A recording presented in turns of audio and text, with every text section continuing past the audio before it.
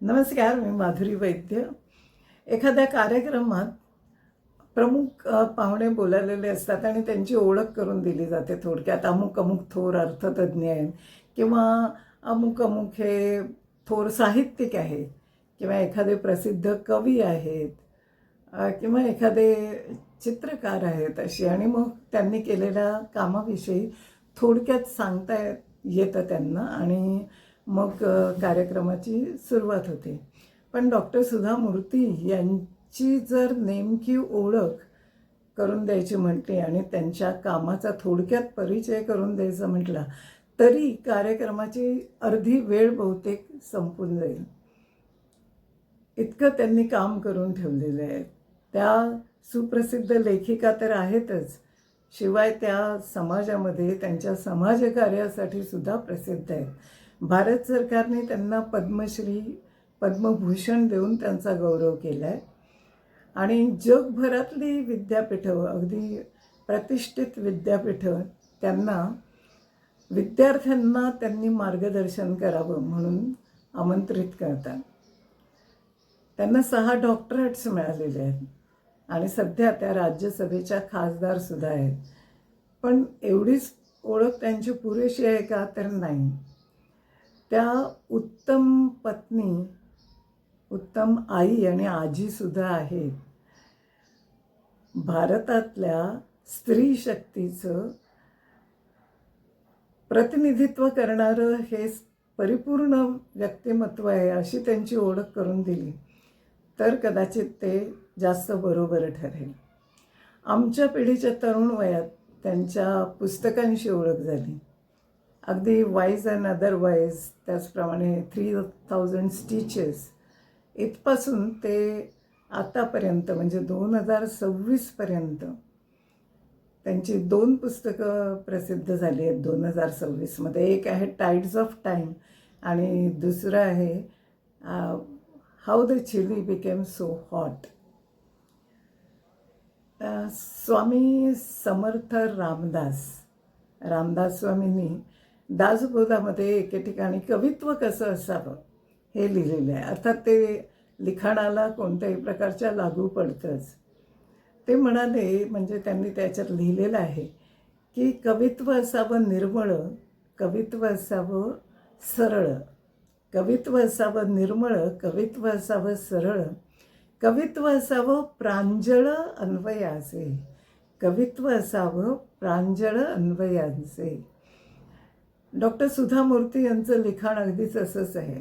साधं, सोपं, सरळ भाषेत लिहिलेलं, समाजातल्या विविध विषयांवर जे त्यांनी भाष्य केलेलं आहे पुस्तकांच्या मार्फत, ते स्त्री वर्गाला विशेष करून जास्त प्रिय आहे. अर्थात त्यांचा चाहता वर्ग खूप मोठा आहे, पण त्यातही स्त्रिया या ठळकपणे आपल्याला दिसून येतात.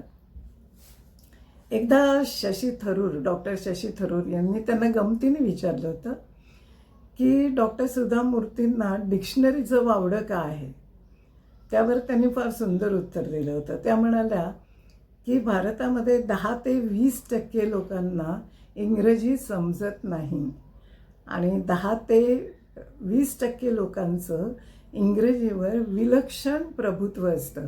म्हणजे त्यांचं पुस्तक जर मी वाचायला घेतलं तर मला डिक्शनरी उघडून बसावं लागेल.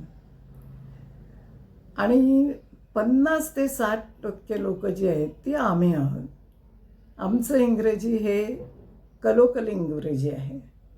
म्हणजे विचार आपापल्या मातृभाषेत होत असतात. माझं लिखाणही तसंच आहे.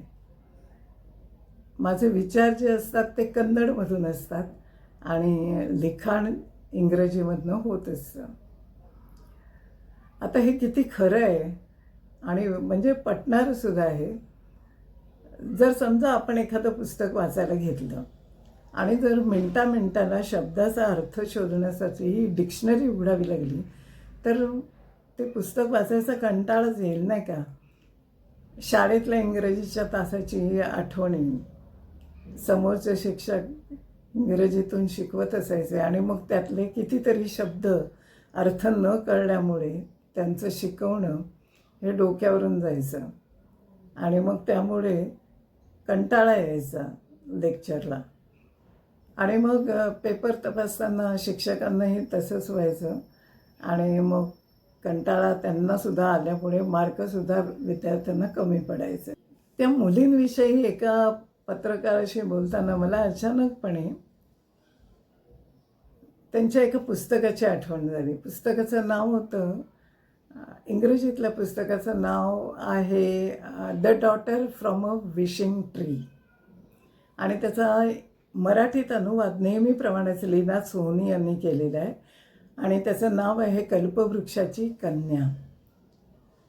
आणि त्याच नावाची एक गोष्टसुद्धा, कथासुद्धा त्या पुस्तकात आहे. पार्वती देवी ही मुलीसाठी, कन्याप्राप्तीसाठी कशी झुरत होती आणि तिने तिची प्राप्ती कशी करून घेतली. कारण तिला ठाऊक होतं की कन्या ही तिच्या भावभावना योग्य प्रकारे समजून घेऊ शकेल. आजकालसुद्धा लोकांना असंच वाटतं. बहुतेक पालकांना मुलांपेक्षा मुली जास्त प्रिय असतात. पत्रकारांनी जेव्हा त्यांना विचारलं की तरुण लग्न झालेल्या मुलींना तुम्ही काय सांगाल, तेव्हा त्या म्हणाल्या नवरा बायको मिळून एक युनिट होतं आणि म्हणूनच जर यशस्वी संसार व्हावा असं वाटत असेल तर पार्टनर जर आपला चिडलेला असेल तर आपण शांत राहिलं पाहिजे. कारण दोघांनीही एकाच वेळी जर वाद घालायला सुरुवात केली तर ती पुढच्या मोठ्या भांडणासाठीची रेसिपी ठरू शकते. त्यांनी मुलींना हा सुद्धा सल्ला दिला की तुम्ही एखादी रक्कम नवऱ्याला न सांगता बाजूला काढून ठेवा, त्यात काहीही गैर नाही.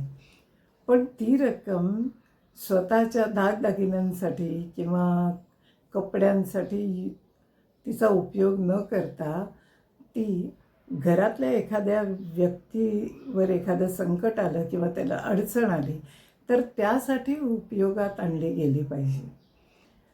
लग्न झालेल्या तरुण मुलांना त्या सांगतात, आता पूर्वीचा काळ राहिलेला नाही, काळ बदललेला आहे.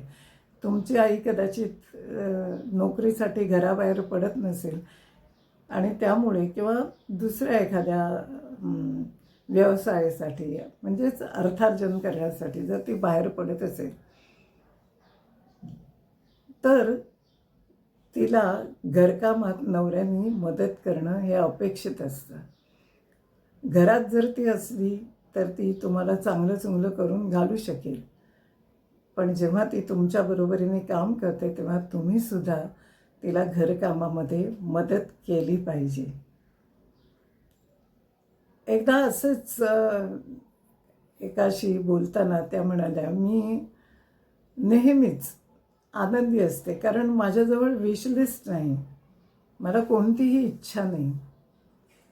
त्यांचं हे म्हणणं अगदी तंतोतंत पटतं आहे कारण ह्याची साक्ष त्यांचं कायम प्रसन्न असणारं व्यक्तिमत्व देतं. आज इथेच थांबूया, पुन्हा भेटूया. व्हिडिओ आवडला तर लाईक करा, शेअर करा, सबस्क्राईब करायला विसरू नका. धन्यवाद.